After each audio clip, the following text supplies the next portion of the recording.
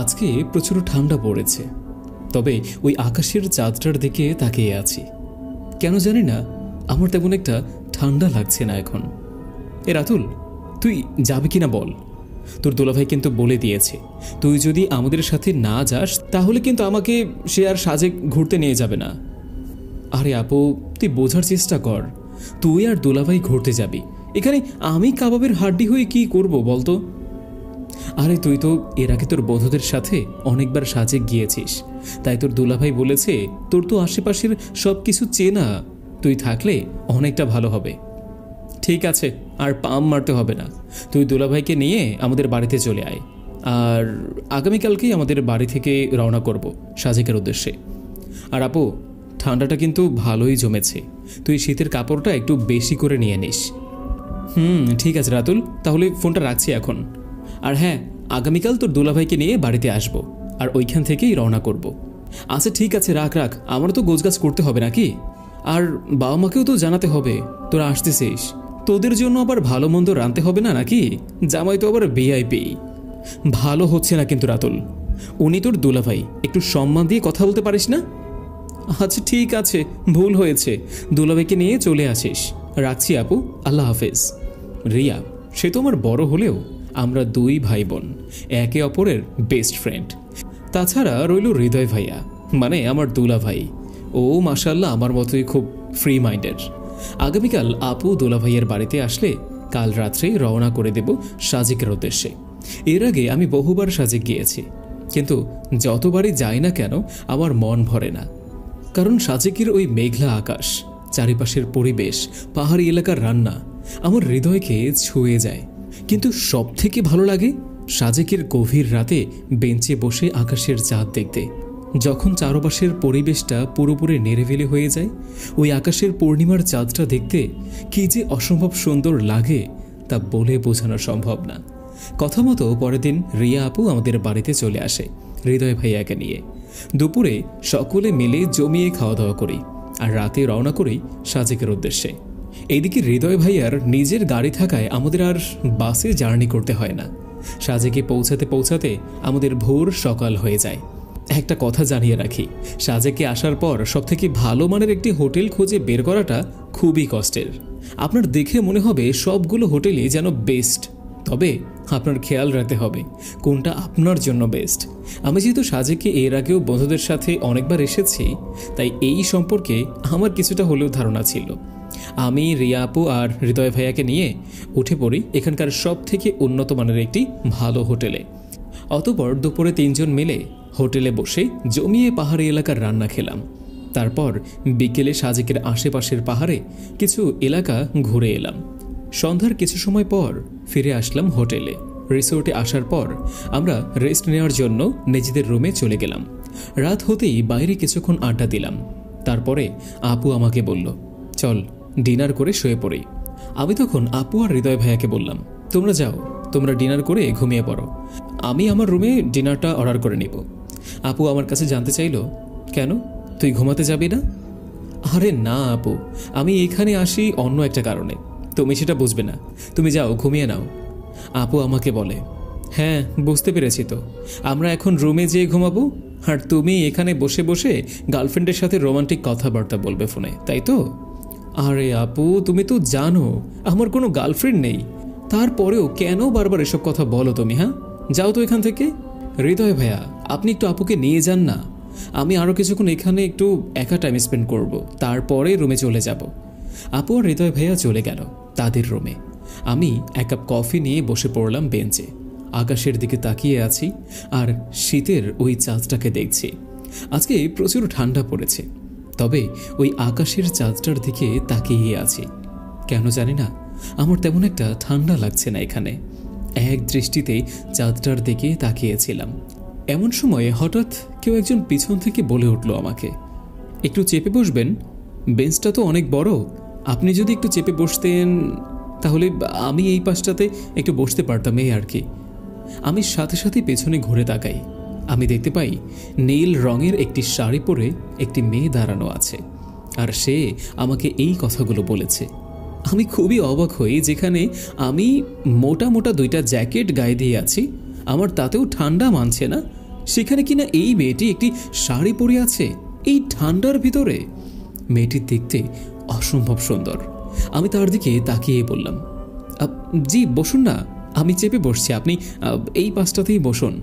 অতঃপর মেয়েটি আমাকে ধন্যবাদ দিয়ে আমার বেঞ্চের আরেকটি পাশে বসে পড়ল আর আমাকে বলতে শুরু করলো, কিছু মনে করবেন না, আমি জানি ওই পাশটাতে আরও অনেক বেঞ্চ আছে, তবে আপনাদের এখানে ফায়ার ক্যাম্প করেছেন, এই কারণে আগুন পোহাতে চলে আসলাম।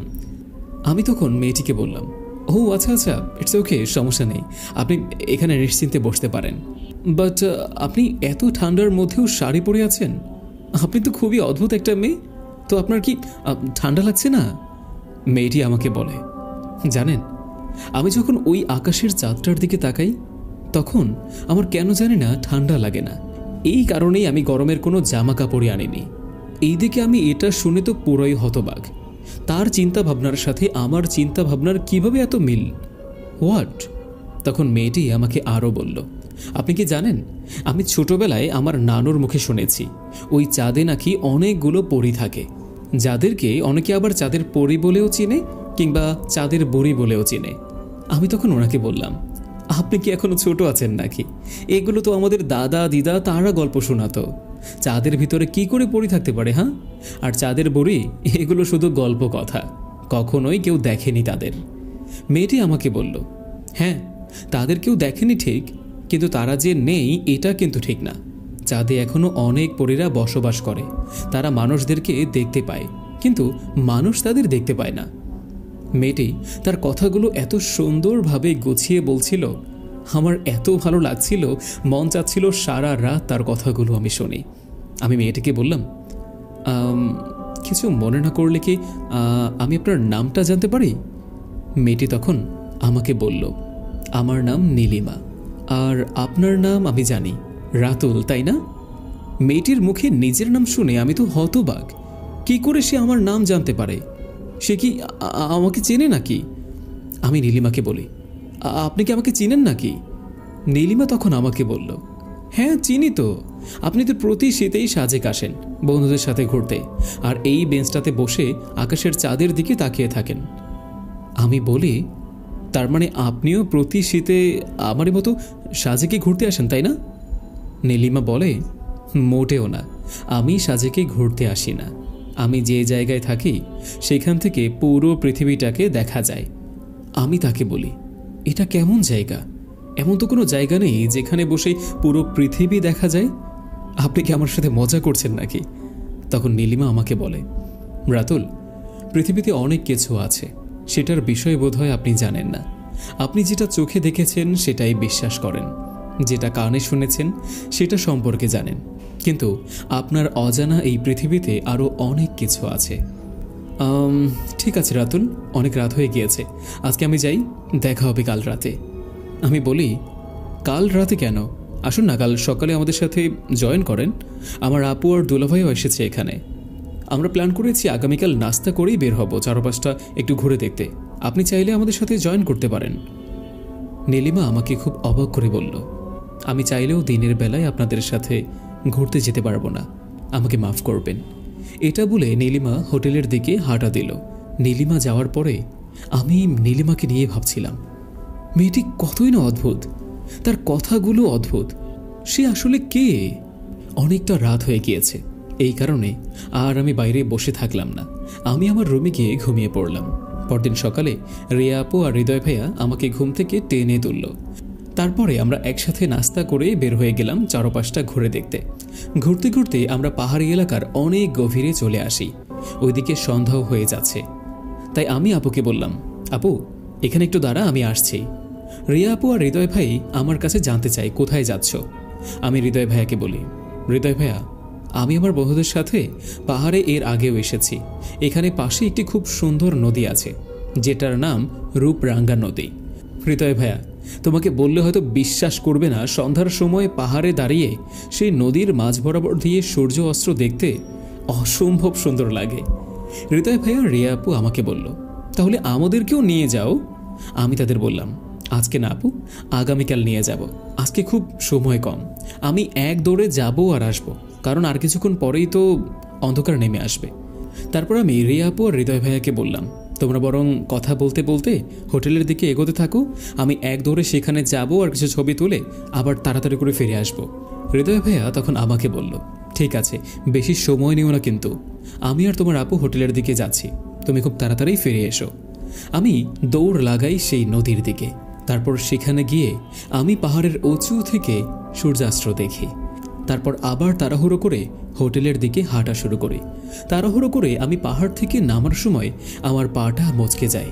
আমি একটা চিৎকার দিই। আমি দাঁড়াতে পারছিলাম না, আমার পাটা খুব বাজেভাবে মচকে গিয়েছে। কী করব বুঝতে পারছিলাম না। তারপর পকেট থেকে ফোনটা বের করলাম আপুকে ফোন দেওয়ার জন্য, কিন্তু এখানে নেটওয়ার্ক নেই। অপর পাশে দিনের আলো ফুরিয়ে রাতের অন্ধকার নিয়ে এলো। আমি কি করব বুঝতে পারছিলাম না। কোনোভাবে নিজেকে সামলিয়ে আবার আস্তে আস্তে দাঁড়াই আর পাহাড় থেকে নামতে শুরু করি। ফোনের আলোতে আমি বেশি দূর দেখতে পারছিলাম না। কোন পথ দিয়ে যাচ্ছিলাম সেটাও বুঝতে পারছিলাম না। আমি যে পথে হাঁটছি সেটা কি ভুল পথ নাকি সঠিক পথ সেটাও জানি না। অনেকক্ষণ হাঁটার পর আমি লক্ষ্য করতে পারি আমি এখন গভীর জঙ্গলের মাঝে। তার মানে আমি ভুল পথে চলে এসেছি। কি করব আমি বুঝতে পারছিলাম না। রাতের অন্ধকার নেমে এসেছে। আমি কি করে এখন ফিরে যাব আমাদের হোটেলে? তখনই আমার কানে অদ্ভুত ধরনের কিছু শব্দ আসে।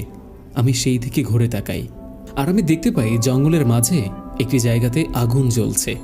আমি ভাবলাম হয়তোবা সেখানে কোনো মানুষ আছে। আমি যাই, তাদের কাছে একটু সাহায্য চাই। সাহায্য চাওয়ার আশায় আমি সেদিকে এগিয়ে যাচ্ছি। কিছু দূর এগোতেই আমি বুঝতে পারি সেখানে দুইটি লোক দাঁড়ানো। আমি তখন সেই দুইটি লোককে ডাক দিতেই যাব, তখন আমার পিছন থেকে কেউ একজন আমার মুখটা চেপে ধরে। আমি পিছনে ঘুরে তাকিয়ে দেখি এ তো নীলিমা। নীলিমা আমাকে বলছে, তোমার ফোনের আলোটা নিভিয়ে ফেলো, তাড়াতাড়ি তাড়াতাড়ি করো, নয়তো তারা দেখে ফেলবে, জলদি করো। আলোটা নিভিয়ে ফেলি। তারপর নীলিমার কাছে জানতে চাই কি হয়েছে, আর তুমি এত আস্তে আস্তে কেন কথা বলছো, আর তুমি এত রাতে এখানে কি করে এলে? নীলিমা আমাকে বলে, সবটা বলবো, কিন্তু তুমি এখানে চুপ করে দাঁড়াও, কোনো নড়াচড়া করো না, নয়তো তারা বুঝে যাবে আমরা এখানে আছি। তারা যদি বুঝে যায় তাহলে আমাদের আর কোনো রক্ষা নেই। আমি নীলিমাকে বলছি, তুমি কাদের কথা বলছো? ওইখানে তো দুজন মানুষ দাঁড়িয়ে আছে, আমরা তাদের কাছে সাহায্য চাই আর এখান থেকে বের হয়ে হোটেলে চলে যাই, আসো না একসাথেই যাই। নীলিমা আমাকে বলে, না না, ওরা কোনো মানুষ না, ওরা হচ্ছে নরক, আজব পিশাচ। আমি নীলিমার মুখে এইসব কথা শুনে অবাক হয়ে তাকে বলি, কি বলছো তুমি? তোমার মাথা ঠিক আছে তো? নীলিমা তখন আমাকে বলে, কি আমার কথা বিশ্বাস হচ্ছে না?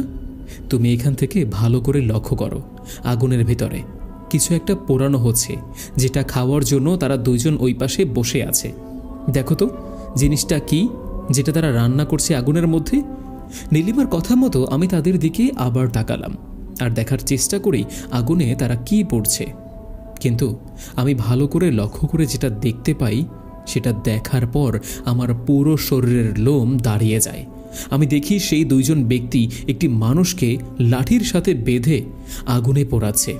তখনই সেই দুটি ব্যক্তির ভেতর থেকে একজন ব্যক্তি একটি ধারালো ছুরি নিয়ে সেই পোড়া মানুষের শরীর থেকে কিছুটা মাংস ছিঁড়ে খাওয়া শুরু করলো। আমি কি করব বুঝতে পারছিলাম না। আমি অনেকটা ভয় পেয়ে গিয়েছিলাম এসব দৃশ্য দেখে। তখন নীলিমা আমাকে বলে, ভয় পেও না, আমি তো তোমার সাথে আছি, তোমার কিচ্ছু হবে না, চলো আমার সাথে, আসো। এখান থেকে আস্তে আস্তে পিছন দিকটাতে হাঁটা শুরু করলাম। আমি আর নীলিমা আস্তে আস্তে করে সেখান থেকে বের হয়ে আসি।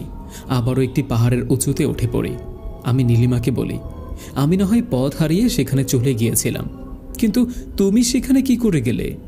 নীলিমা আমাকে বলে, তোমাকে তো আমি গতকাল রাতেই বলেছিলাম, আমি যে জায়গায় থাকি সেখান থেকে আমি সব কিছু দেখতে পাই। আমি বসে বসে তোমাকেই দেখছিলাম।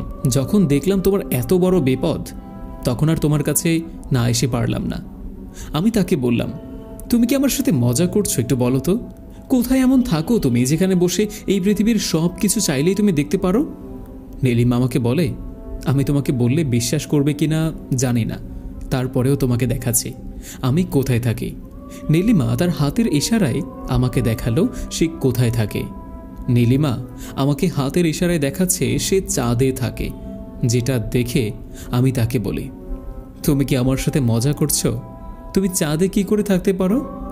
নীলিমা আমাকে বলে, আমি জানতাম তুমি বিশ্বাস করবে না, কিন্তু রাতুল, আমি একজন চাঁদের পরী। আমি চাঁদেতেই বসবাস করি। আমার বাবা মা ও আমার কাছের সকলেই চাঁদেই বসবাস করে। রাতুল, তোমাকে বললে বিশ্বাস করবে কিনা জানি না, তবে জেনে রাখো, চাঁদের মাঝে অনেক বড় একটি পরীর দেশ আছে, আর যেখানে আমিও আমাদের গোত্রের সকলেই থাকি। আমি মাঝে মধ্যেই এইখানে মানুষ রূপে সাজেকে আসি পাহাড়ি এলাকা ঘুরে দেখার জন্য। আমি প্রতি শীতে বাংলাদেশের এই সাজেকের পাহাড়ে ঘুরতে আসি। আমি যতবার এখানে এসেছি ততবারই তোমাকে দেখেছি, তোমার ওই বন্ধুদের সাথে এখানে ঘুরতে আসতে। তোমাকে দেখলে মনে হতো তুমি আর 5 জন ছেলের মতো না। তুমি তোমার বন্ধুদের সাথে সময় খুব কম দিতে, আর একাভাবে এই বেঞ্চে বসে আকাশের ওই চাঁদটাকে দেখতে গভীর রাত পর্যন্ত। তোমাকে আমি দূর থেকে দেখতে দেখতে কখন যে অনেক কাছের মানুষ ভাবতে শুরু করলাম আমি নিজেও জানি না। আমি দেখলাম এইবার শীতেও তুমি তোমার বোন দুলাভাইকে নিয়ে এখানে এসেছো, তাই ভাবলাম মানুষ রূপে তোমার সাথে কথাই বলা যাক। তাই তো গতকাল রাতে আমি মানুষ রূপে এসে বেঞ্চে বসে তোমার সাথে কথা বলতে শুরু করলাম। আমরা চাঁদের পরী, আমাদের কাছে অদ্ভুত ধরনের কিছু শক্তি আছে। আমাদের চাঁদের প্রতিটা পরীর কাছে একটি করে জাদুর আয়না আছে, যে আয়নার মাধ্যমে আমরা পৃথিবীর যে কোনো স্থান, যে কোনো জিনিসকে স্মরণ করার সাথে সাথেই দেখতে পারি। আমি চাঁদে বসে জাদুর আয়নার মাধ্যমে তোমাকে দেখছিলাম, আর আমি দেখতে পাই তুমি খুব বড় একটা বিপদে ফেঁসে গিয়েছ। তাই তো তোমাকে এই বিপদের হাত থেকে বাঁচানোর জন্য ছুটে এসেছি আমি। নীলিমা আসলে আমার সাথে মজা করছে, কিন্তু তার চোখ দেখে মনে হচ্ছে না সে মিথ্যা কথা বলছে। নীলিমা আমাকে বলে, চলো তোমাকে তোমার হোটেলে ছেড়ে দিয়ে আসি, আসো আমার সাথে, আমি তোমাকে সঠিক পথে নিয়ে যাচ্ছি। তারপর নীলিমা আমাকে নিয়ে সঠিক পথ ধরে আমাদের হোটেলের দিকে ফিরে আসে। হোটেলের সামনে এসে নীলিমা আমাকে বলে, তুমি এখন হোটেলের ভিতরে চলে যাও, কারণ তোমার দুলাভাই আর আপু তোমাকে নিয়ে অনেক চিন্তা করছে। আমি জানি রাতুল, তুমি এখনো মানতে পারছো না আমি যে চাঁদের পরী।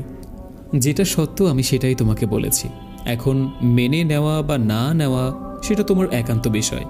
তোমরা তো কালকে ফিরে যাচ্ছ, তুমি ভালো থেকো। আমি মাঝে মধ্যেই তোমাকে আমার জাদুর আয়নায় দেখব। আমি জানি না রাতুল, কিন্তু তোমাকে দেখতে আমার খুব ভালো লাগে। আর হ্যাঁ, ভালো থেকো তুমি, উপরওয়ালা চাইলে আমাদের আবারও দেখা হবে।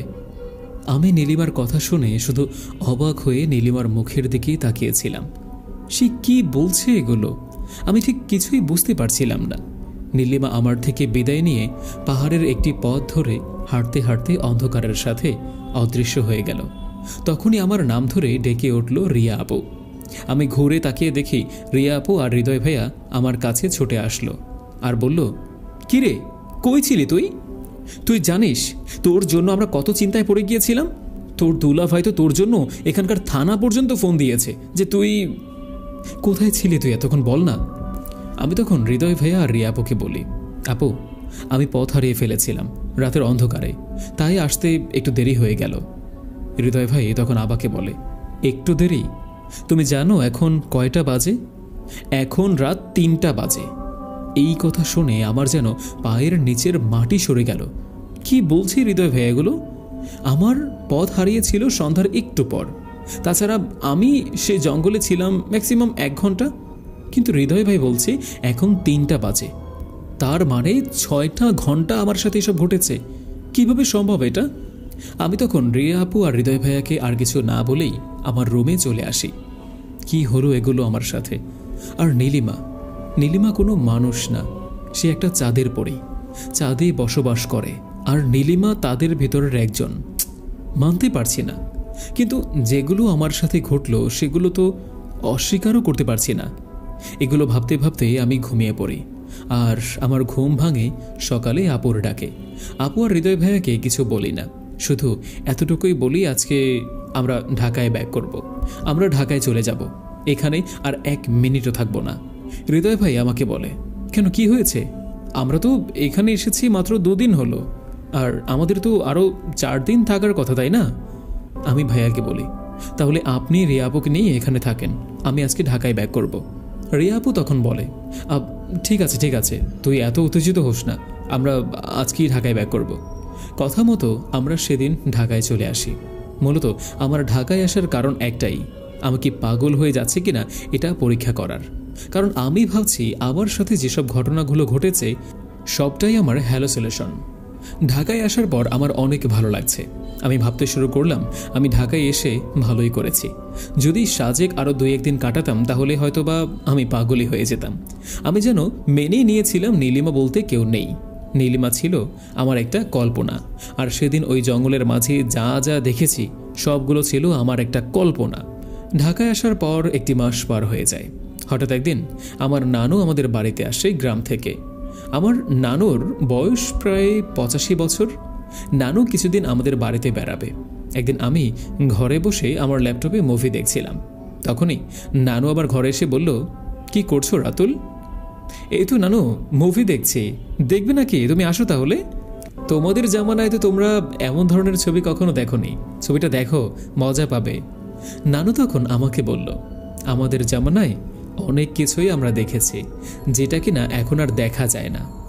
ভাই রাতুল, তুমি কি জানো তোমার নানা যে কিনা এখন মারা গিয়েছে তার কাছে 2টা জিন 5টা পরী থাকতো। আসলে তোমার নানা ভাই ছিল একজন অনেক বড় কবিরাজ।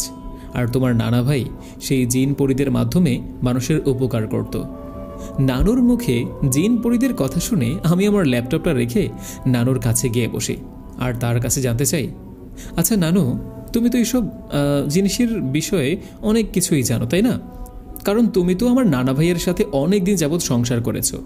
নানু তখন বলল, হ্যাঁ অনেক কিছুই জানি, কারণ আমি তো এসব দেখতে দেখতেই অভ্যস্ত ছিলাম। তুমি কি জানতে চাও নানু ভাই, বলো আমাকে।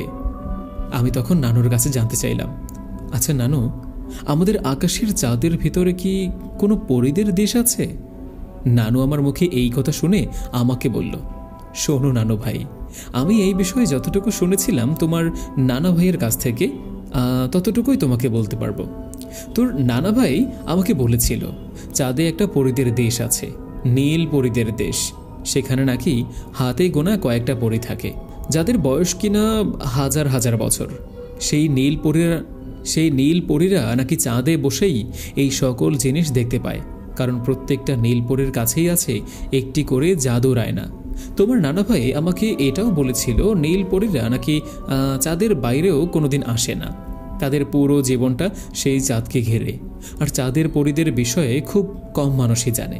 কিন্তু তোমার মুখে আমি কথা শুনে অনেকটা অবাক হলাম। নানু ভাই, তুমি এই কথাটা কোথা থেকে শুনেছ?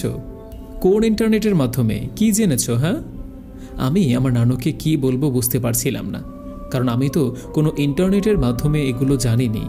আমার সাথেই তো চাঁদের একজন পরী দেখা করতে এসেছিল, নীলিমা। তার মানে সেগুলো আমার কল্পনা ছিল না। নানু তখন আমার কাছে আবারও জানতে চায়, কি হলো, চুপ করে রয়েছ? কিভাবে জানলে তুমি চাঁদের পরীর বিষয়ে? আমি নানুকে বলি, একটি বইয়ে পড়েছিলাম, তাই তোমার কাছে জানতে ইচ্ছে হলো আর কি। এটা কি আসলে সত্যি নাকি মিথ্যা? নানু তখন বলে, ও আচ্ছা, বই তো এইসব বিষয়ে লেখা থাকে বুঝি, জানা ছিল না। যাই হোক, তুমি তোমার মুভি দেখো, আমি চলে যাই। নানু যাওয়ার পর আমি নিজে নিজেই ভাবছিলাম, তার মানে নীলিমা আসলেই আছে। নীলিমা আমার কোনো কল্পনা না, সে আমার সাথে সত্যি দেখা করতে আসতো। আর সেদিন ওই জঙ্গলের 2টি পিশাচের হাত থেকেও নীলিমা আমাকে উদ্ধার করেছিল। তার মানে নীলিমা আসলেই চাঁদের পরী। নীলিমা সেই চাঁদে থাকা 20 জন নীল পরীদের ভেতর একজন নীল পরী। সেই ঘটনার পর থেকে কেটে যায় 1টি বছর। চলে আসে আবারও শীতের মৌসুম। ফোনের ওপর থেকে ফোন দিচ্ছে বন্ধুরা, বারবার ফোন দিয়ে বলছে সাজেক যাব, তুই যাবি না, এটা হতেই পারে না। একটা পর্যায়ে আমার সকল বন্ধুরা আমাকে জোর করে বাড়ি থেকে তুলে নিয়ে গেল সাজেকের উদ্দেশ্যে। বন্ধুদের সাথে গাড়িতে বসে আছি, গাড়ি চলছে সাজেক যাওয়ার পথে। আমি জানি না আকাশের ওই নীল পরী নীলিমা আজও কি তার জাদুর আয়নার মাধ্যমে আমাকে দেখছে কিনা। যদি সে এখন আমাকে তার জাদুর আয়নার মাধ্যমে দেখেই থাকে, আমি চাইব সে যেন আমার সাথে অবশ্যই দেখা করতে আসে সেই উঁচু পাহাড়টায়। আমি সেই বেঞ্চে বসে 2 কাপ কফি হাতে নিয়ে তার জন্য অপেক্ষায় বসে থাকব। আমাদের গাড়িটা সাজেক এসে থেমে যায় বিকেল 4টা নাগাদ। আমি আমার সকল বন্ধুদের নিয়ে সেই একই হোটেলে উঠি, কারণ আমি চাচ্ছিলাম নীলিমা আমার সাথে দেখা করতে আসুক। হোটেলে আসার পর সকলে ফ্রেশ হয়ে নেয়। ডিনার শেষ করে হোটেলের বাইরে পাহাড়ে বসে আড্ডা দিচ্ছি। মনে মনে ভাবছিলাম আড্ডা শেষে সব বন্ধুরা যখন ঘরে চলে যাবে তারপরে আমি এখানে একা কিছুক্ষণ বসে থাকব নীলিমার আশায়। আড্ডা দেওয়ার কিছুক্ষণ পর আমাদের বন্ধুদের ভেতর থেকে একজন বলল, আমার বাড়ি থেকে ফোন আসছে, এখানে নেটওয়ার্ক পাওয়া যাচ্ছে না কেন? আমি তখন আমার বন্ধুকে বললাম, ওই পাশে নেটওয়ার্ক পাচ্ছে না তো কি হয়েছে, তুই যা পাহাড়ের ওই পাশটাতে যা, ওইখানে নেটওয়ার্ক আছে। আমার কথা মতো আমার বন্ধু ওই পাশটাতে চলে গেল। 1 থেকে 2 মিনিট পর আমাদের সেই বন্ধুর একটা মৃত্যুর চিৎকার আমাদের সকলের কানে ভেসে আসলো। তখন সবাই মিলে ছুটে গেলাম সেই পাশটায়, কিন্তু সেখানে কেউই নেই, শুধু মাটিতে পড়ে আছে আমার বন্ধুর হাতে থাকা ফোনটা। তখনই আমার সেই বন্ধুর আরেকটি মৃত্যু চিৎকার আমাদের সকলের কানে ভেসে আসলো। আমরা সবাই সেদিকে তাকালাম। আমরা লক্ষ্য করি আমাদের পাহাড় থেকে আরও কয়েকটা পাহাড় পার হয়ে একটি জঙ্গলের মাঝ বরাবর স্থান থেকে সেই চিৎকার আসছে। সকল বন্ধুরা মিলে কি হলো কিছুই বুঝতে পারলাম না, এ নিয়েই চিন্তা করছি। ও কি পাহাড় থেকে লাফ দিল নাকি কোথায় গেল? এখান দিয়ে তো কোনো যাওয়ার রাস্তাও নেই। আরেকটা বন্ধু বলে উঠল, ওর চিৎকারটা তো ওই দূরের জঙ্গলের মাঝ থেকেই আসলো, তাই না? কিন্তু এত কম সময়ের ভিতর ওইখানে কি করে যাবে এত দূরে? আমার বাকি বন্ধুরা না বুঝতে পারলেও আমি বুঝে গিয়েছিলাম কি ঘটেছে আমার সেই বন্ধুর সাথে। আমি ধারণা করেছি সেদিন রাতে ওই 2টা নরখাদক পিচাস আমার এই বন্ধুটাকেও খাওয়ার জন্য নিয়ে গিয়েছে। আমার বন্ধু যখন আমাদের সাথে ছিল তখন তারা এই সুযোগটা পায়নি, কিন্তু যখন সে বাড়িতে কথা বলার জন্য এই স্থানটায় আসলো তখনই তারা সুযোগ বুঝে তাকে নিয়ে গিয়েছে। কি করব এখন আমি যদি আমার বাকি বন্ধুদের এই সব কিছু বলি তাহলে ওরা কোনোভাবেই এটা মানবে না, কিন্তু আমি তো জানি এমনটাই হয়েছে, কারণ আমি সেই দিন রাতে স্বচোখে দেখেছিলাম সেই 2টি নরখাদক পিচাসকে। আমার সকল বন্ধুরা বলতে শুরু করলো, চল চল এখানে আর সময় নষ্ট না করে তাড়াতাড়ি হোটেলের ভিতরে গিয়ে ম্যানেজার থেকে এখানকার থানার নাম্বারে ফোন দেই, আর যত দ্রুত সম্ভব আমরা সকলেই এখানকার থানায় যাই আর এখানকার পুলিশদের সাহায্যে ওকে উদ্ধার করার চেষ্টা করি। আমরা সবাই আমাদের হোটেলের ভিতর চলে আসি আর ম্যানেজারকে সব কিছু বলি। ম্যানেজার সাহেবের ছোট্ট সোনা বলে আবার একজন। তখন আমার বাকি বন্ধুরা ম্যানেজারের কাছে জানতে চায়, আবার একজন মানে?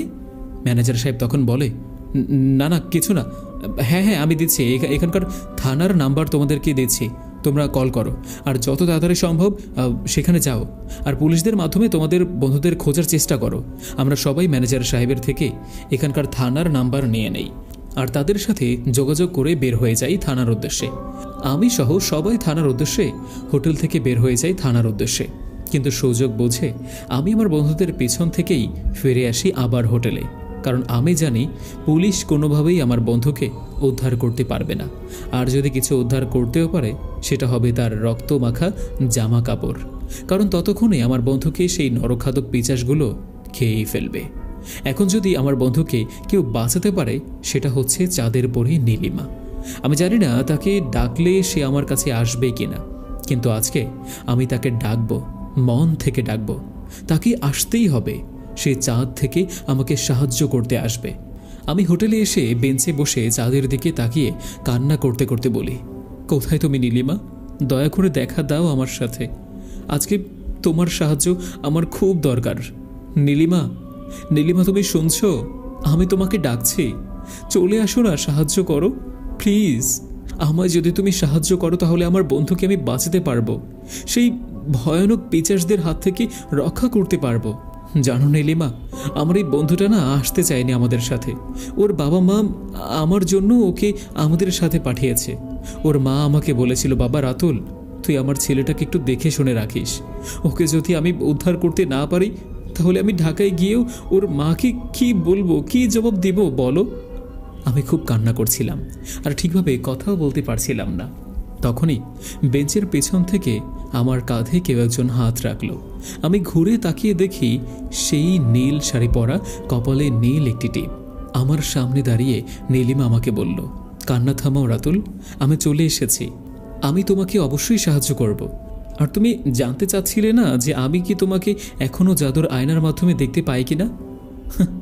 এমন কোনো দিন কাটেনি আমার যে আমি তোমাকে না দেখেছি আমার আয়নার মাধ্যমে। আমি তোমায় এতটা কষ্ট দিতাম না রাতুল, আমি তোমাকে সাহায্য করার জন্য আরো আগেই চলে আসতাম, কিন্তু সবার চোখ ফাঁকি দিয়ে আমার আসতে হলো।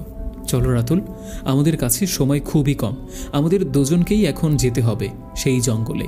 আমি আমার চোখের পানিটা মুছে বেঞ্চ থেকে উঠে দাঁড়াই আর নীলিমার সাথে হাঁটা দেই সেই জঙ্গলের উদ্দেশ্যে। যাওয়ার পথে নীলিমা আমাকে বলছিল, দেখো রাতুল, আমরা দুজন চাইলে ওদেরকে পরাজিত করতে পারবো না, কারণ ওরা গত 500 বছর যাবৎ মানুষদের খেয়ে খেয়ে অনেক শক্তিশালী হয়ে গিয়েছে। আমাদের ওদের হত্যা করতে হলে শুরুতে একজনের সাহায্য দরকার। সেই বলতে পারবে কিভাবে আমরা সেই দুটি নরখাদক পিচাসকে হত্যা করতে পারবো। আমি বলি, নীলিমা, তুমি কার কথা বলছো? আর তাকে এত গভীর রাতে আমরা কোথায় পাবো? নীলিমা আমাকে বলল, ওই যে দেখতে পাচ্ছ ওই পাহাড়টা, ওই অঞ্চলের একটি অনেক বড় কবরস্থান আছে। সেই কবরস্থানের ওখানে ভেতরে একটি ছোট্ট কুঁড়ের ঘর আছে। তার ভিতর বসবাস করে মিজান দরবেশ। মিজান দরবেশ খুব ধার্মিক একজন ব্যক্তি।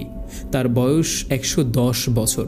সেই সব সময় আল্লাহ পাকের ইবাদত করে আর মরণকে স্মরণ করার জন্যই এই কবরস্থানের ভেতরেই তার জীবন যাপন করে। মিজান দরবেশ এই পাহাড়ি অঞ্চলের অনেক দিন যাবৎ থাকার কারণে এই জায়গার আশেপাশের সকলের এই বিষয়ে অবগত, হোক সে মানুষ কিংবা জিন পরি, সব বিষয়ে সে জানে। একমাত্র মিজান দরবেশই বলতে পারবে কিভাবে আমরা সেই দুটি পিচাসকে হত্যা করতে পারবো। আমি নীলিমাকে বললাম, ততক্ষণে দেরি হয়ে যাবে না তো? যদি আমার বন্ধুকে তারা হত্যা করে খেয়ে ফেলে? নীলিমা আমাকে বলল, ভয় পাওয়ার কোনো কারণ নেই। এত তাড়াতাড়ি তোমার বন্ধুকে তারা হত্যা করবে না, কারণ তারা 7 ঘন্টা ধরে শুকনো কাঠ গাছপালা দিয়ে আগুন জ্বালায়। সেই আগুন যখন জ্বলতে জ্বলতে অনেকগুলো জ্বলন্ত কয়লায় রূপান্তর হয়, তখন তারা তাদের শিকারকে ওই জ্বলন্ত কয়লার উপর ছুঁড়ে মারে। জ্বলন্ত কয়লার কারণে সেই মানুষটার শরীর আধমরা হয়ে যায়। তাদের কাছে নাকি এই মাংসটাই খেতে খুব বেশি ভালো লাগে। তাই এখনও আমাদের কাছে 6 ঘন্টা সময় আছে। তাই চলো এখনই আমরা রওনা দিই ওই পাহাড়ের দিকে, যেখানে কিনা মিজান দরবেশ আছে। আমি আর নীলিমা আমাদের সেই পাহাড় থেকে নেমে ওই পাহাড়ের দিকে রওনা দিলাম, যেখানে ওই দরবেশ হুজুর আছে। নীলিমা আমাকে বলেছিল, রাতুল, তুমি কান্না করো না তো, কিচ্ছু হবে না। আমার ওপর তোমার বিশ্বাস আছে না?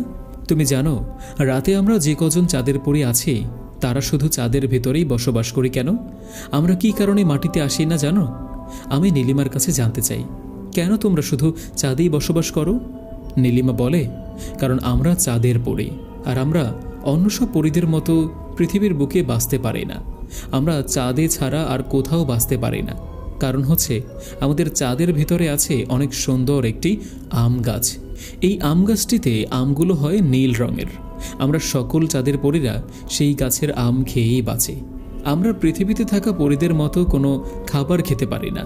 আমরা চাঁদের সেই আম গাছের আম খাওয়ার পর শুধু 6 ঘন্টা সময় পাই এই পৃথিবীতে থাকতে। 6 ঘন্টা পর যদি আমরা সেই নীল রঙের আম আবার না খেতে পারি, তাহলে সাথে সাথেই মারা যাই। তাই আমরা চাঁদকে ছেড়ে আর কোথাও যেতে পারি না, কারণ 6 ঘন্টা পর পর আমাদের ক্ষুধা পায়, আর ক্ষুধা নিবারণ করার জন্য সেই নীল রঙের আম খেতেই হবে আমাদের।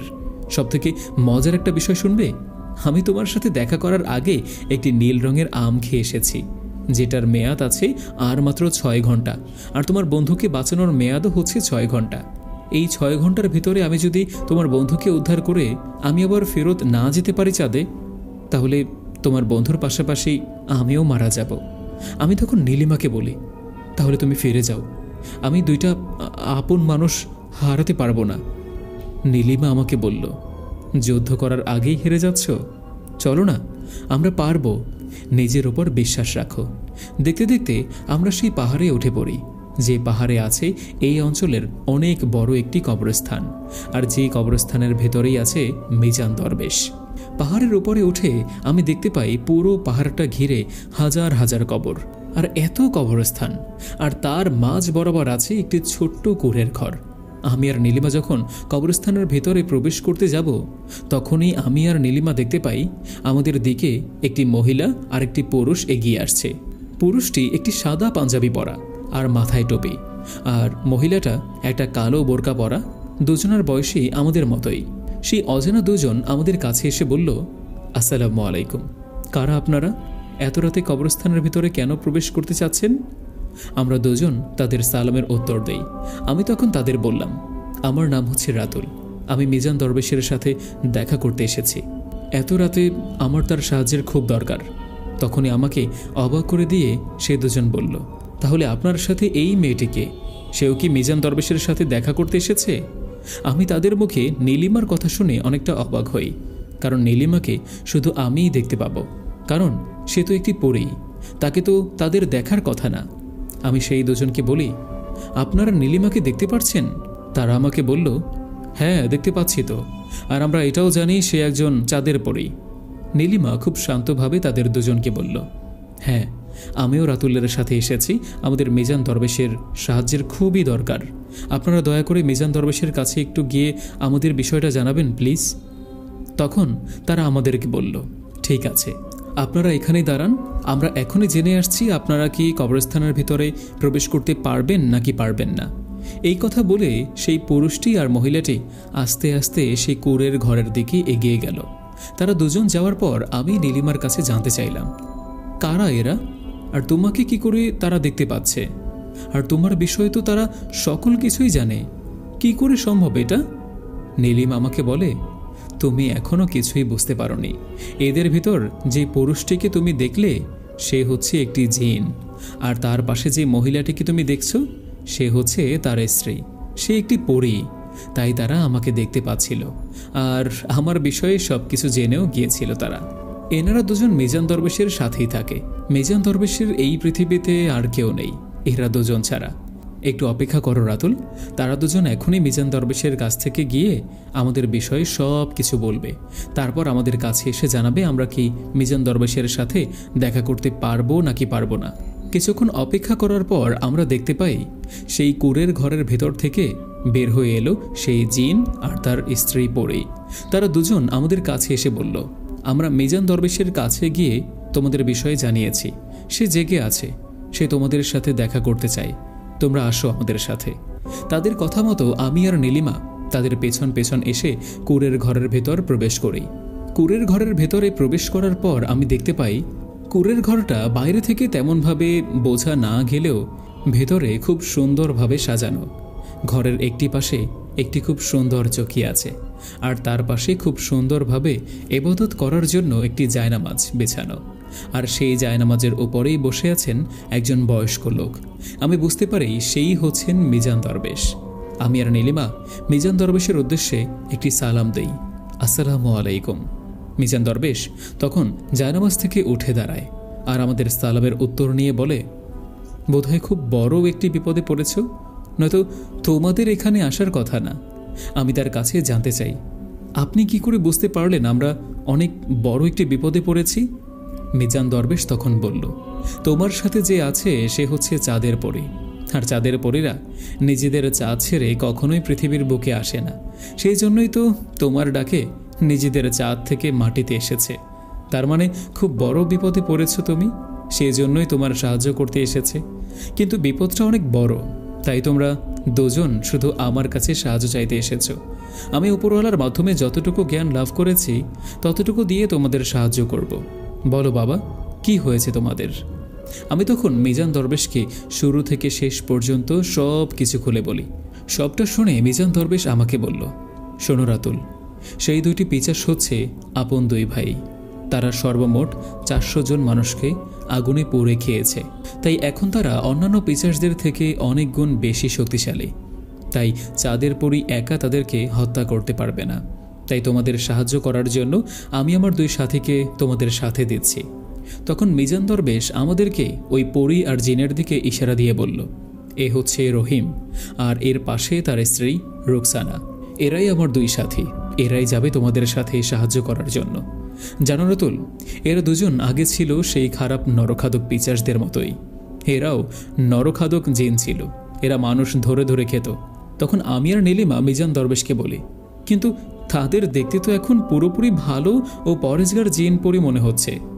মিজান দরবেশ আমাদেরকে বলে, আজ থেকে আরও 2 বছর আগে আমি পাশের একটি পাহাড়ি এলাকা দিয়ে রাত 2টা নাগাদ হেঁটে হেঁটে আসছিলাম আমার এই পাহাড়ের দিকে। তখনই আমার সামনে এসে দাঁড়ায় রহিম আর তার স্ত্রী রোকসানা। আমি তাদের দেখে বলেছিলাম, কি চাও আমার কাছে?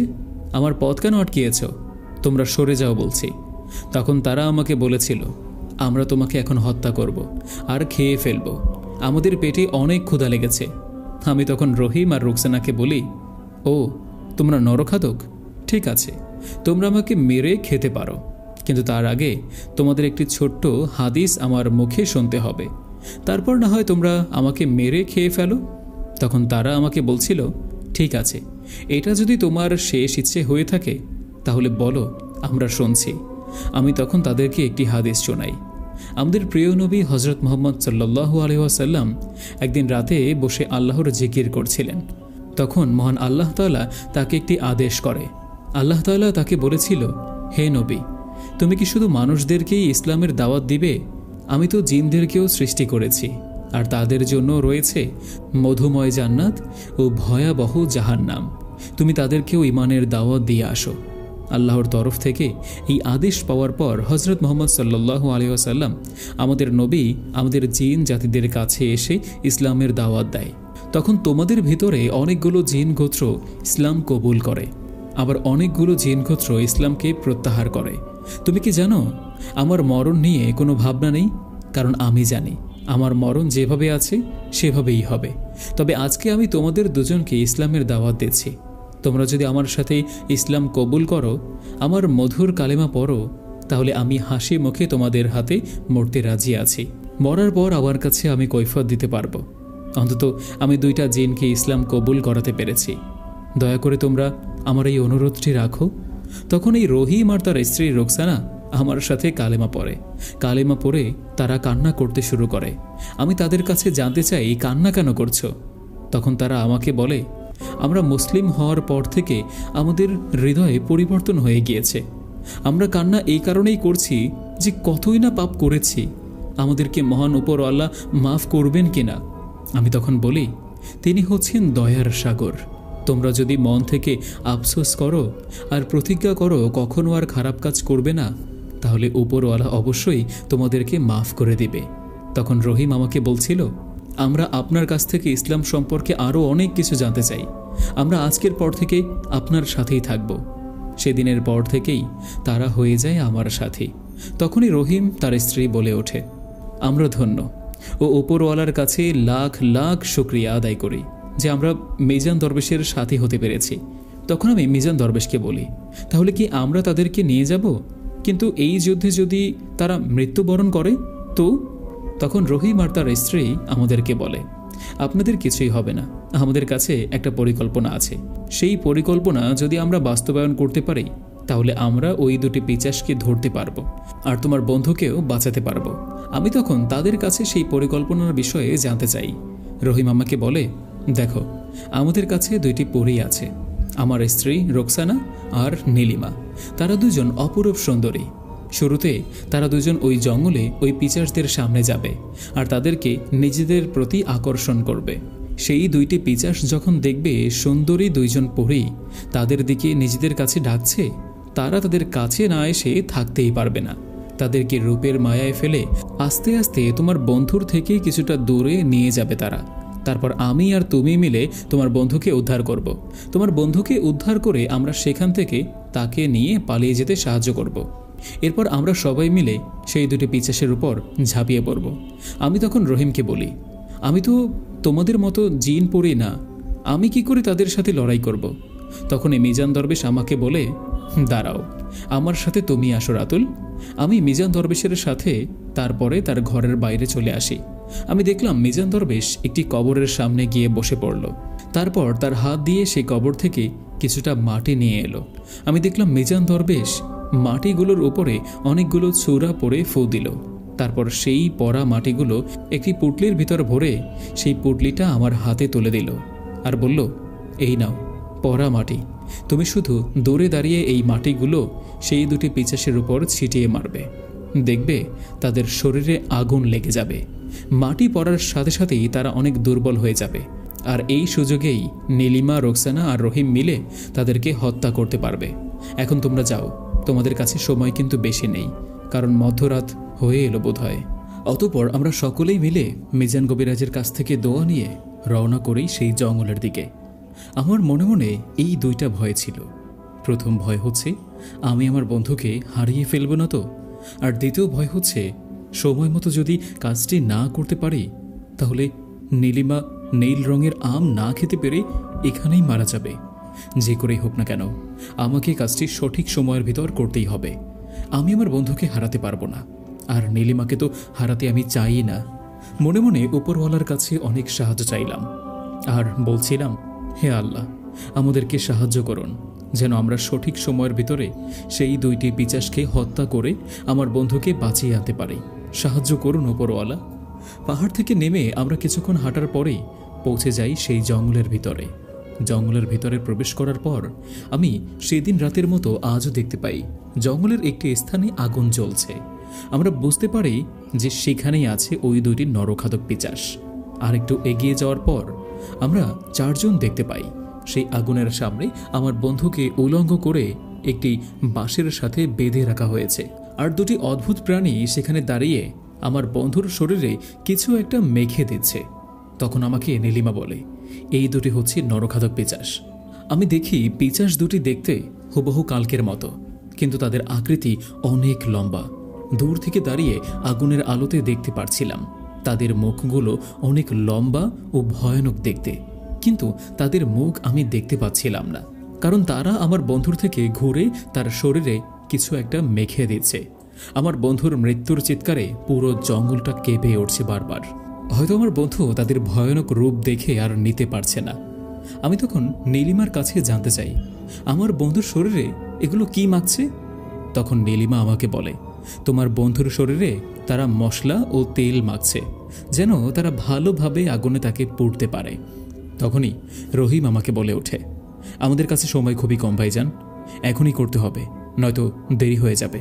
আমি তখন দেখি রোকসানা পরে, যে কিনা আগে পরা ছিল কালো বোরকা, এখন সে তার রূপ বদলিয়ে খুব সুন্দর একটি সাদা জামা, পিছন দিয়ে রয়েছে সাদা একটি ডানা, আর হাতে জাদুর কাঠি বের করা।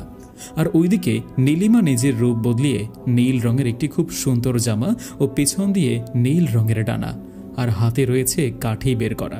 চোখের পলকেই তারা দুজনে নিজেদের রূপ বদলিয়ে পরীদের রূপে হাজির হয়।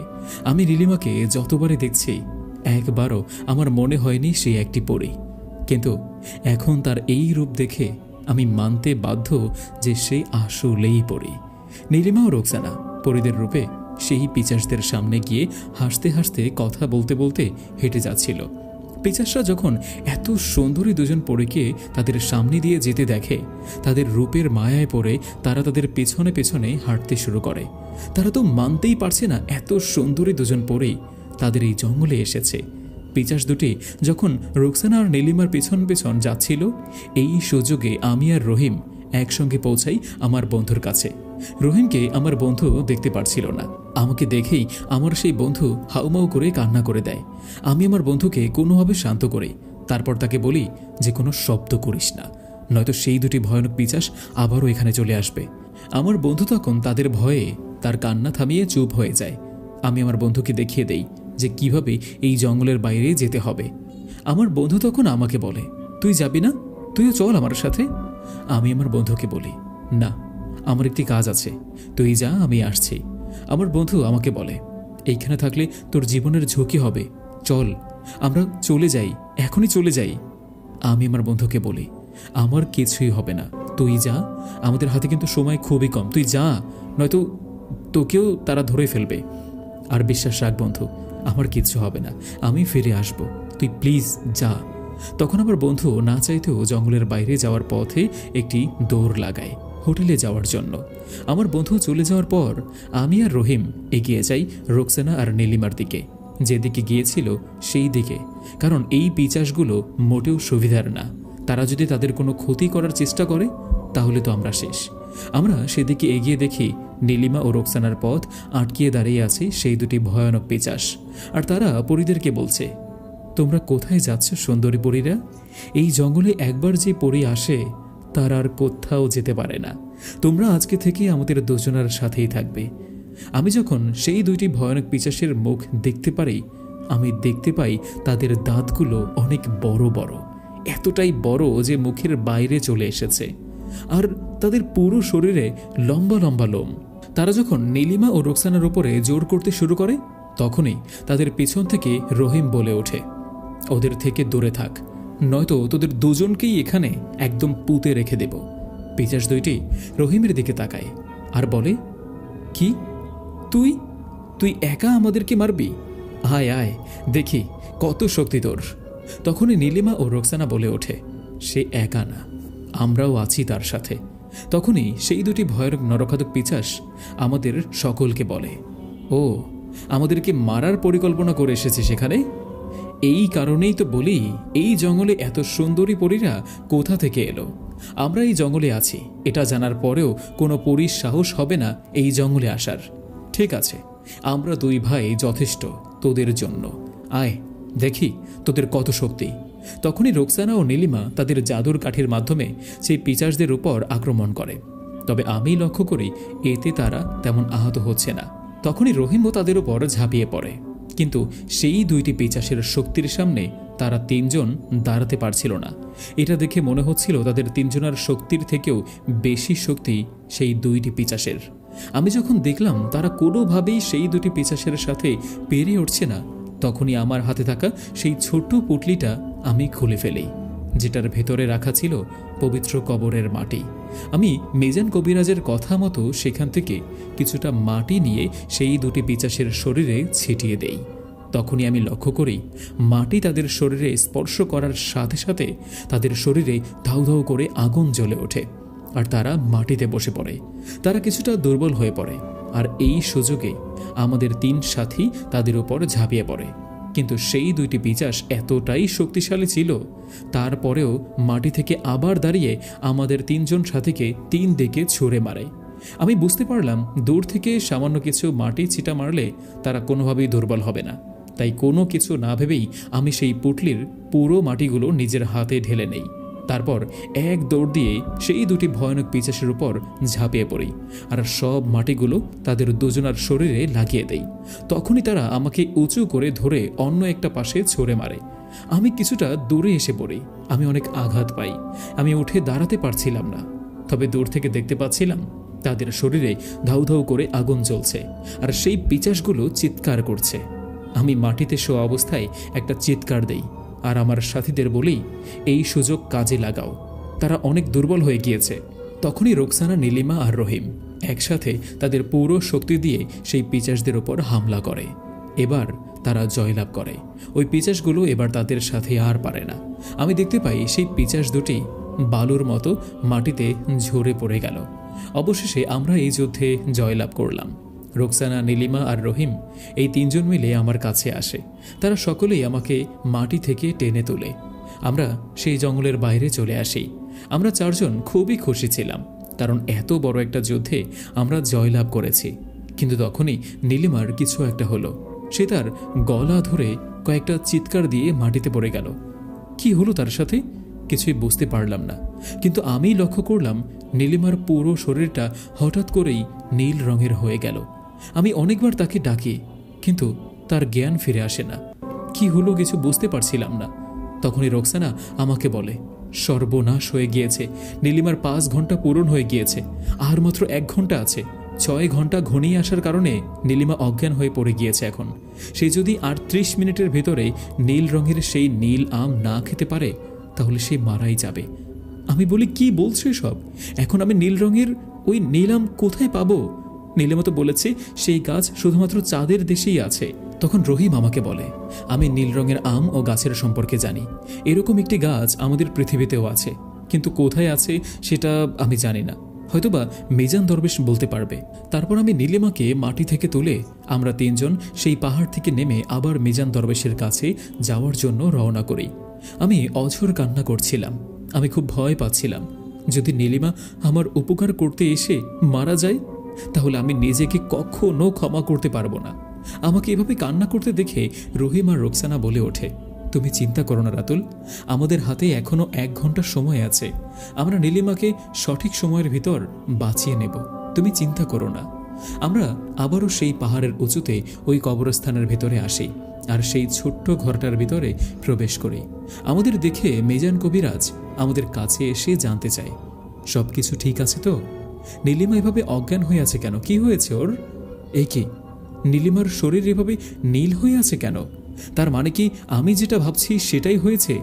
নীলিমা সেই নীল রঙের আম খেতে না পেরে এরকম অসুস্থ হয়ে গিয়েছে। আমি যখন দরবেশ বাবাকে বলি, হ্যাঁ হ্যাঁ ঠিকই ধরেছেন, কিছু একটা করেন, যে করেই হোক নীলিমাকে আপনাকে বাঁচাতেই হবে। দরবেশ আমাকে তখন বলে, দেখো, বাঁচানোর মালিক একমাত্র আল্লাহ তাআলা, তবে নীলিমাকে এখন সুস্থ করতে হলে নীল রঙের আম গাছের নীল রঙের আম লাগবে। আর আমি জানি সেই গাছটি কোথায় আছে। এই পুরো বিশ্বের শুধু নীল রঙের আম গাছ আছে দুইটি, একটি হলো চাঁদে, আর একটি হলো আমাদের এই পৃথিবীতে। আমি তখন মিজান দরবেশকে বলি, সেই জাদুর গাছ আমাদের পৃথিবীতে আছে? কই, আমি তো গাছের বিষয়ে কোথাও কোনো কিছু শুনিনি। তখন মিজান দরবেশ আমাকে বলে, আছে, কিন্তু সেই গাছের বিষয়ে সবাই জানে না, শুধু আমার মতো কিছু পরেশগার ইমানদার, যাদের ইমান খুবই শক্ত, যারা বিশ্বাস করে উপরওয়ালা ও রাসূল সাল্লাল্লাহু আলাইহি সাল্লাম ছাড়া আমাদের আর কোনো গতি নেই, একমাত্র তারা এই জাদুর গাছের সম্পর্কেই জানে। তবে সেই জাদুর গাছ আমাদের বাংলাদেশ থেকে অনেকটা দূরে আছে। আমি তখন মিজান দরবেশের কাছে জানতে চাই, কোথায় আছে সেই জাদুর গাছ, বলুন প্লিজ। মিজান দরবেশ আমাকে বলে, বাংলাদেশ থেকে অনেকটা দূরে মিশরে একটা মরুভূমির ছোট্ট একটি পাহাড়ের গুহার ভিতরে আছে সেই জাদুর আম গাছটি। আমি বলি, আমাদের হাতে তো মাত্র আর 1 ঘন্টা সময় আছে। 1 ঘন্টার ভিতরে যদি সেই জাদুর আম গাছের নীল রঙের আম এনে নীলিমাকে না খাওয়াতে পারি, তাহলে তো সে মারা যাবে। কিন্তু মিশর তো পৃথিবীর আর এক প্রান্তে। 1 ঘন্টার ভিতরে বাংলাদেশ থেকে মিশরে গিয়ে আবার ফিরে আসা কোনোভাবেই সম্ভব না, এটা তো অসম্ভব। তখন মিজান দরবেশ আমাদেরকে বলে, উপরওয়ালা চাইলে সবই সম্ভব, তুমি আসো আমার সাথে। মিজান দরবেশ আমাদের সকলকে নিয়ে একটি কবরস্থানের সামনে এসে দাঁড়ালো।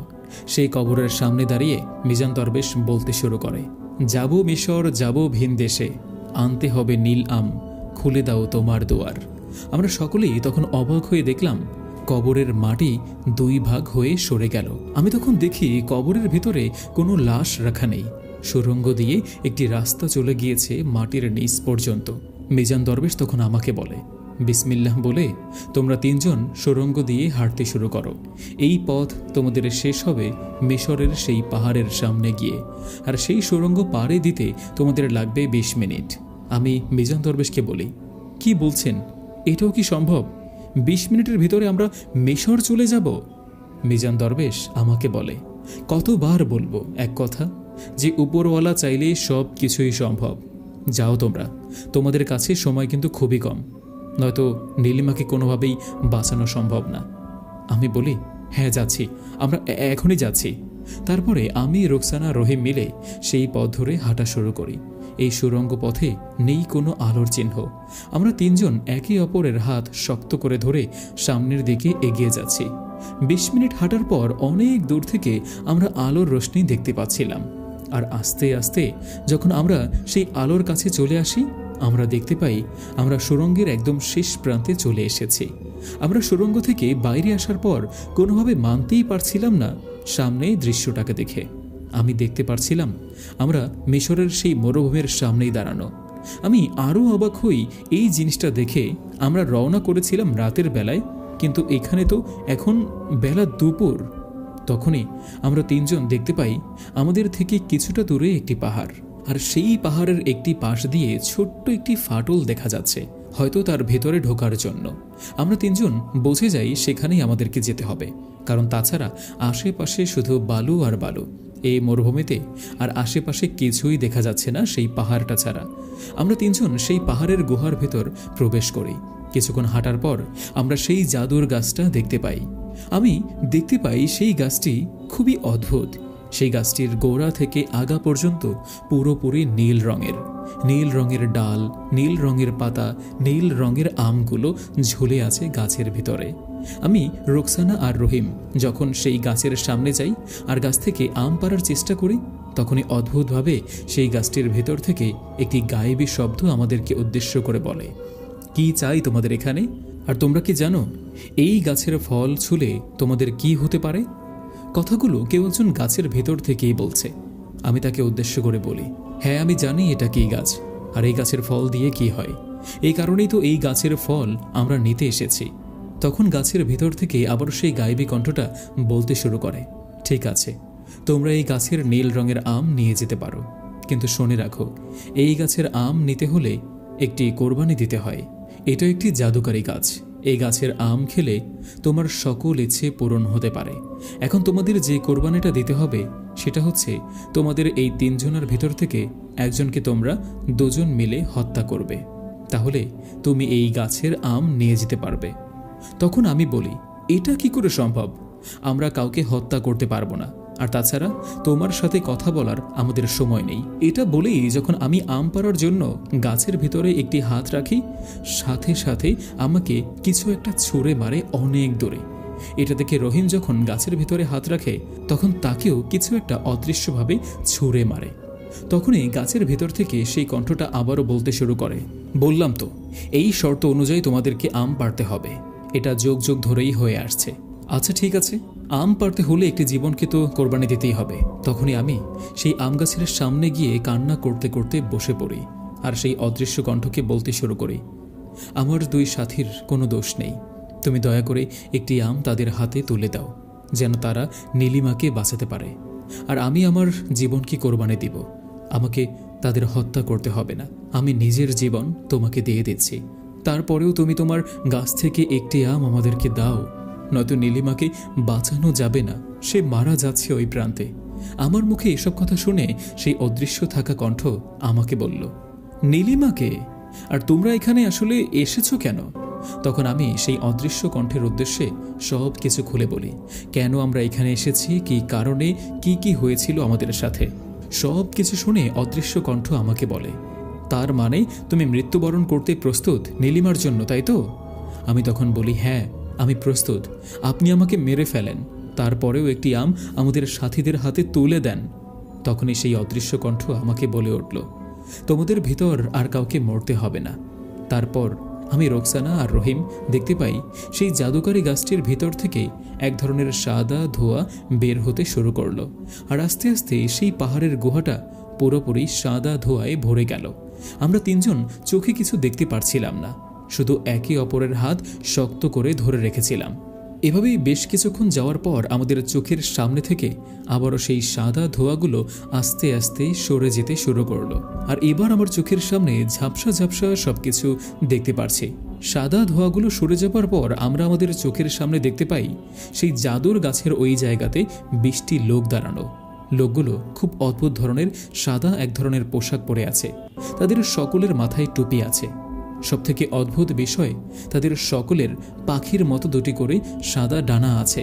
তাদের চেহারাগুলো এত সুন্দর বলে বোঝাতে পারবো না। তারা সবাই কারা আর কোথা থেকে এখানে এলো আমি কিছুই বুঝতে পারছিলাম না। আমাকে রোকসানা রহিম বলে, তাদেরকে সালাম করো। আমরা তখন 3 জন একসাথেই তাদেরকে একটু সালাম দেই, আসসালামু আলাইকুম ওয়া রাহমাতুল্লাহি ওয়া বারাকাতুহু। তারা সকলেই আমাদের সালামের উত্তর নেয়। তারপর তাদের মাঝখান থেকে একজন ব্যক্তি আমাদের দিকে এগিয়ে আসে। সে আমার কাছে এসে বলে, আমি তোমার সাথে এতক্ষণ যাবৎ কথা বলছিলাম রাতুল। শোনো রাতুল, মহান আল্লাহ পাক এই জাদুকারী আম গাছ শুধুমাত্র 2টি তৈরি করেছে।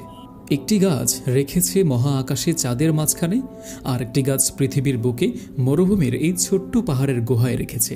আর এই গাছ 2টি পাহাড়ে দেওয়ার জন্য আমাদের 20টি পরী আর 20 জনকে তৈরি করেছে।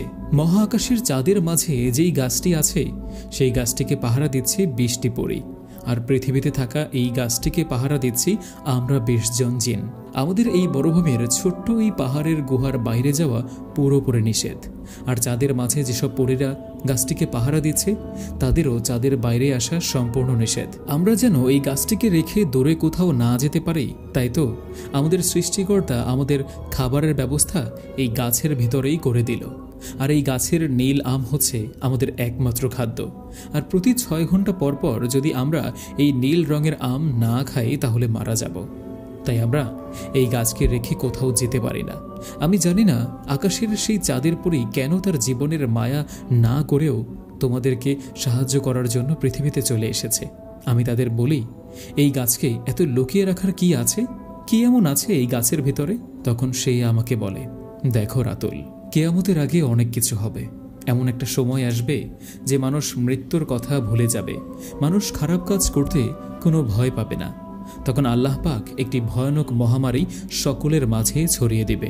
যখন সকল মানুষ আবারও তাদের ভুলগুলো বুঝতে পারবে আর খাস মনে আল্লাহ পাকের কাছে মাফ চাইবে। এক্সট্রিমলি সরি, এখানে যে কথাগুলো গল্পে উল্লেখ করা আছে এটার সম্বন্ধে আমার তেমন কোনো ধারণা নেই, সেই জন্য এই কথাগুলো আমি এখান থেকে বলছি না। যেমন এখানে লেখা আছে আল্লাহ পাক একটা গাছ তৈরি করেছেন, এই গাছের পাতা খেয়ে মানুষ সুস্থ হয়ে যাবে, এই কথাগুলো কোনো হাদিস কোরআনে নেই। তো সেই জন্য মিথ্যা কথা আমি আল্লাহ তাআলার নাম নিয়ে বলতে পারছি না। আমি খুবই দুঃখিত। গল্পের সামনের অংশ থেকে আমি আপনাদের পড়ে শোনাচ্ছি। আল্লাহ পাক যেসব জিনিস তৈরি করেছে সব কিছুরই একটি না একটি কারণ অবশ্যই আছে। হয়তো আল্লাহ পাক তোমার কপালে চাঁদের পরীর সাথে দেখা করানো লিখে রেখেছিল। এটা বলে সেই ব্যক্তিটি তার ডানার মাধ্যমে উড়তে উড়তে গাছের উপর থেকে একটি নীল রঙের আম পেড়ে আবার নিচে চড়ে আসলো আর আমার হাতে দিয়ে বলল, যাও তুমি, এই আমটি নিয়ে তুমি যেতে পারো। আর হ্যাঁ, আমরা তোমাদের কাউকেই হত্যা করব না, আমরা শুধু তোমাদেরকে ভয় দেখিয়েছিলাম যেন তোমরা এখান থেকে চলে যাও। আমরা ভেবেছিলাম তোমরা হয়তোবা ভুলবশত এখানে চলে এসেছো। যাই হোক, উপরওয়ালা যা করে ভালোর জন্যই করে। কিন্তু রাতুল, তোমার কাছে আমার একটি ছোট্ট অনুরোধ আছে। আমি তাকে বলি যে কি অনুরোধ, আমাকে বলেন। সে বলে, দেখো ভাই, কাউকে কোনোদিন এই গাছের বিষয়ে কিছু বলো না। এই গাছটি সকলের নজরে আসার এখনো সঠিক সময় হয়নি। তুমি এই গাছটিকে দেখতে পেরেছ, তোমার কপালে লেখা ছিল তাই। দয়া করে তুমি কাউকে এই বিষয়ে আর কিছুই বলবে না। আমি তাকে বলি, ঠিক আছে, আপনি যেমনটা বলছেন তেমনটাই হবে। এই বিষয় এখানেই থাকবে। আমি কোনোদিন কখনো কাউকে এই বিষয়ে কিচ্ছু বলবো না। সে আমার হাতে ওই আমটি তুলে দেয় আর তারা সকলেই আমাদেরকে বলে, আল্লাহ হাফেজ, ভালো থেকো তোমরা। এই কথা বলার সাথে সাথে আবারও চারপাশে সাদা ধোঁয়া দিয়ে চলে যায়। ধোঁয়া কাটার পর আমরা আমাদের চোখের সামনে কাউকেই আর দেখতে পাই না। সে অদৃশ্য কণ্ঠ আমাদেরকে বলে, তোমরা যে পথে এসেছিলে সেই পথেই ফিরে যাও, তোমাদের কোনো বিপদ হবে না পথের মাঝে। আমি, রোকসানা, রহিম তিনজন মিলে সেই গুহা থেকে বাইরে চলে আসি আর পাহাড়ের বাইরে এসে সেই সুড়ঙ্গ ধরে আবারও হাঁটতে শুরু করি। সুড়ঙ্গ দিয়ে কিছুক্ষণ হাঁটার পর আমরা আবারও ফিরে আসি সেই কবরস্থানের ওই জাদুর কবরের ভেতরে। আমি দেখি মিজান দরবেশ দাঁড়িয়ে আছে। আমাদেরকে দেখে এসে বলল, কি জাদুকারী আম নিয়ে আসছো? আমি তাকে বলি, হ্যাঁ, আমরা এই যে আম আনতে পেরেছি, এই দেখুন নীল রঙের আম। আমি তাকে বলি, সময় কি শেষ হয়ে গিয়েছে? আমরা কি দেরি করে ফেললাম? মিজান দরবেশ আমাকে বলল, মোটেও না, এখনো 10 মিনিট হাতে আছে, তোমরা উপরে আসো। আমি আর রোকসানা, রহিম তিনজন কবর থেকে উপরে উঠে আসি। আমরা কবরের উপরে আসার সাথে সাথে সেই কবরটি আবার আগের মতো সাধারণ একটি কবরের মতো হয়ে গেল। মিজান দরবেশ আমাদেরকে বলল, তাদের সাথে তোমাদের দেখা হয়নি? আমি তাকে বলি, তার মানে আপনি সবটাই জানতেন? মিজান দরবেশ বলে, আমি একজন দরবেশ মানুষ, আমি সবসময় আল্লাহ পাকের ইবাদত করি, আমি অনেক কিছুই জানি যেটা কিনা তোমরা জানো না।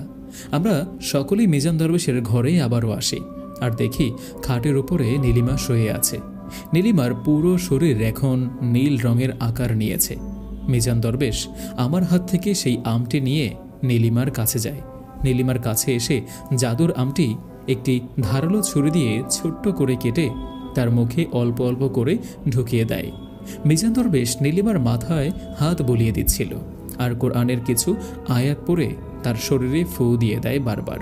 আমি লক্ষ্য করে কিছুক্ষণের ভেতরেই নীলিমার শরীরটা আবারও স্বাভাবিকের মতো হয়ে যাচ্ছে আর নীলিমা আস্তে আস্তে চোখ দুটো খুলে ফেলল।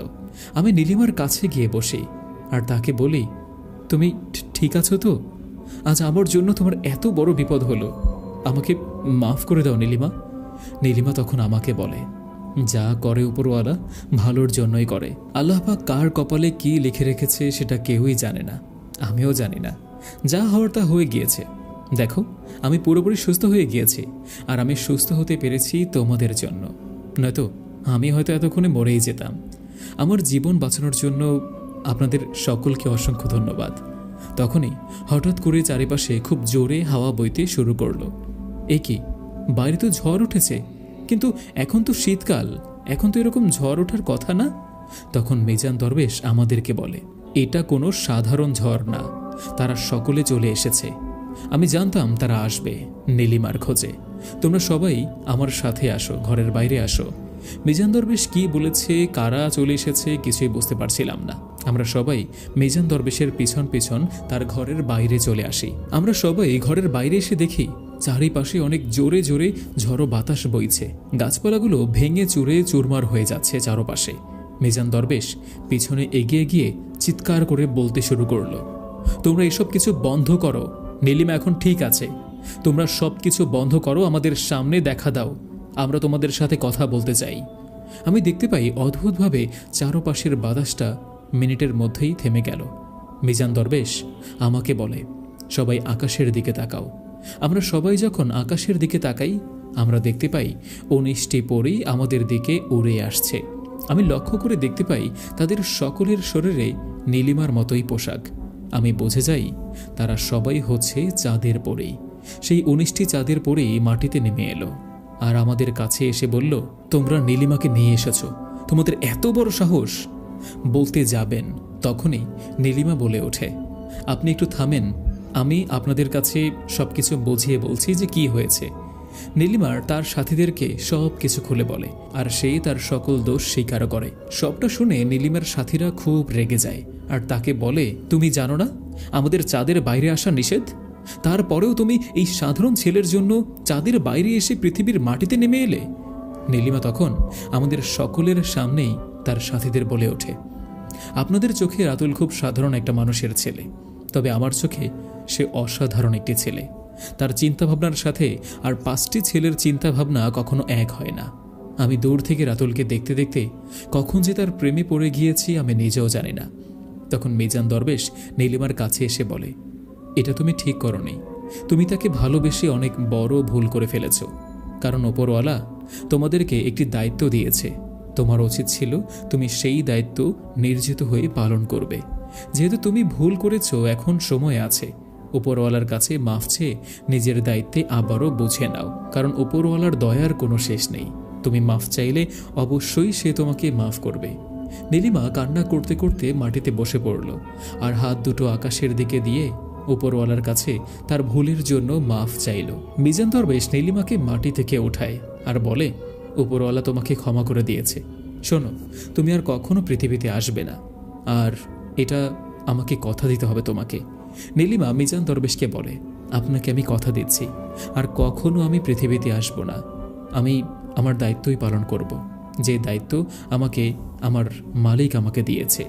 নীলিমা আমার কাছে এসে কান্না করতে করতে বলে, রাতুল তুমি ভালো থেকো, আর হ্যাঁ তুমি কিন্তু আমার কাছে আসলেই খুব স্পেশাল একজন মানুষ, কখনো নিজেকে বদলাবে না, তুমি যেমন আছো সব সময় এমনই থাকার চেষ্টা করো।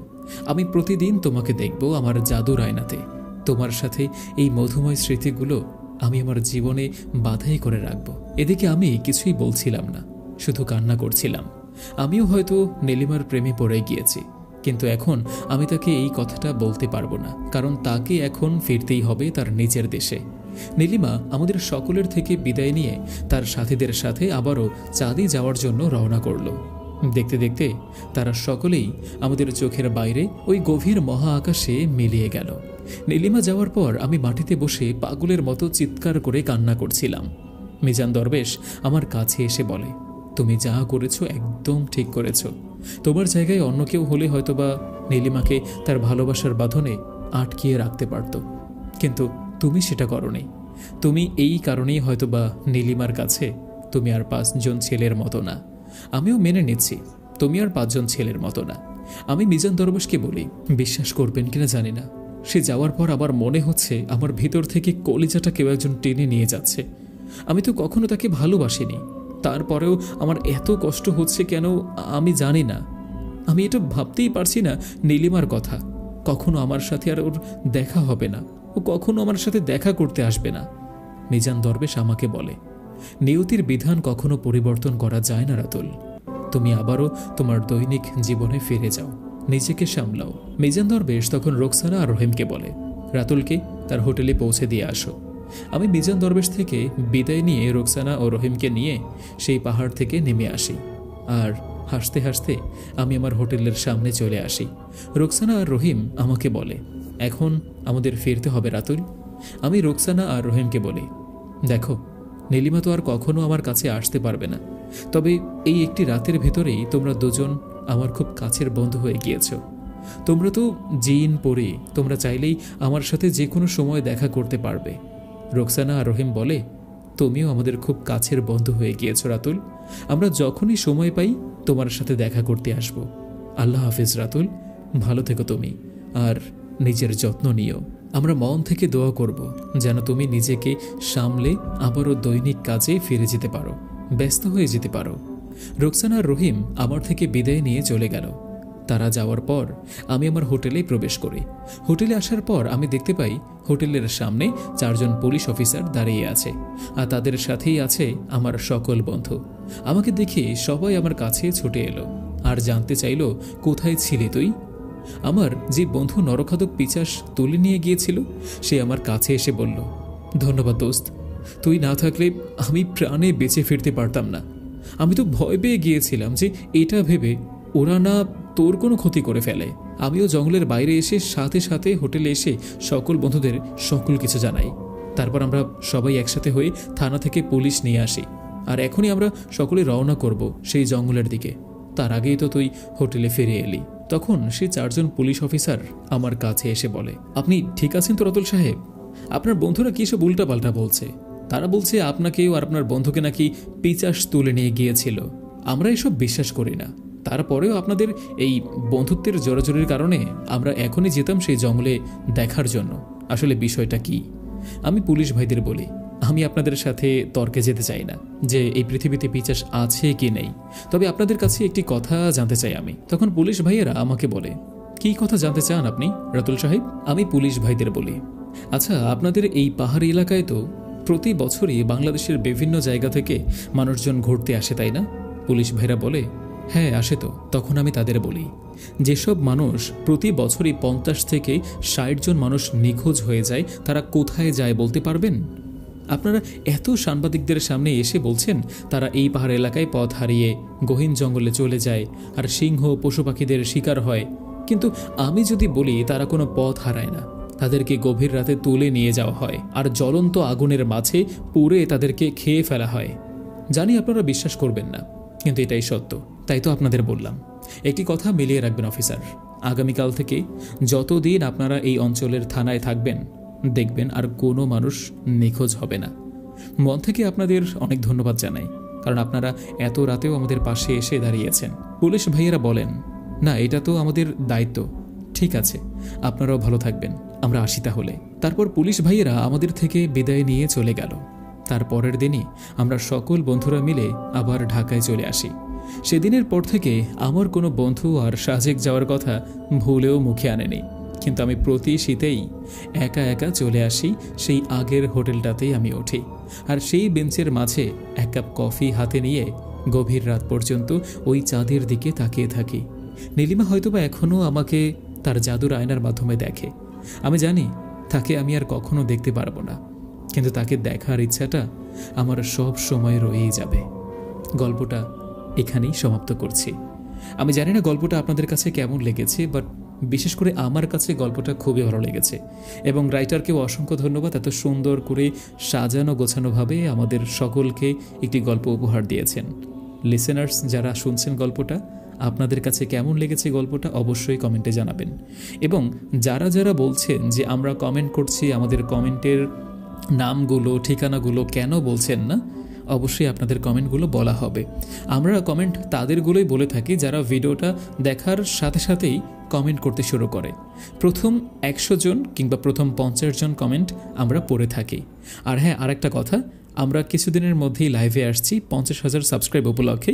এই লাইভের মধ্যে কিন্তু সকলের কমেন্ট পড়া হবে, সুতরাং লাইভ যখন দেয়া হবে সেই লাইভে কিন্তু আপনারা সকলেই যুক্ত হবেন। তো দেখা হচ্ছে লাইভে, ততক্ষণ পর্যন্ত ভালো থাকুন, সুস্থ থাকুন।